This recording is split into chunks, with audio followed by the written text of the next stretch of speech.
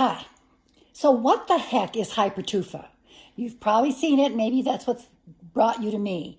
I wish you'd give yourself a little bit of time to listen to this because you nearly need a background before you decide to try a project.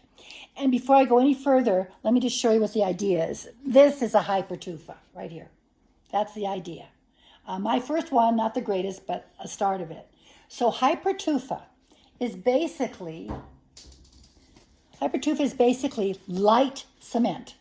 You add things to cement to make it, apparently there's a real thing called tufa, which is rare and hard to get. But the Hypertufa is the idea of taking Portland cement specifically, because it's very fine grained, and adding other things to it than just sand, and you end up with a much lighter cement, which if you want to work with cement, it's better if it's lighter. And I did. But I really want to be honest and let you know here. I got what I know about Hypertufa from a lady in Georgia named Helen Wyatt, W-Y-A-T-T. So I want you to please go to her site on YouTube and subscribe or say you like her, whatever. You don't have to bother doing that to me. I'm not on any quest to be a great big giant YouTuber. But she's the one that introduced me to the idea of Hypertufa. But I think before you start it, as I found out, you need a little bit more background information on it.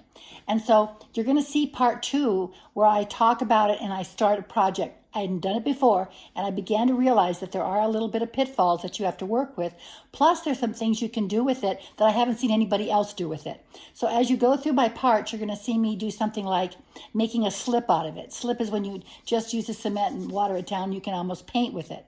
So there's other things that you can do. So I just wanted you to get the idea that Hypertufa, I know, strange word, but it's just light cement.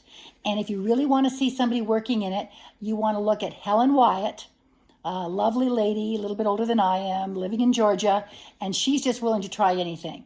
And I'm not trying to diss her in any way. I just think there's a little bit, maybe some things that could have been mentioned when you're first working with it, which she may have forgotten, or maybe she doesn't have that problem. Maybe just I did. But I want to present it to you in part 2.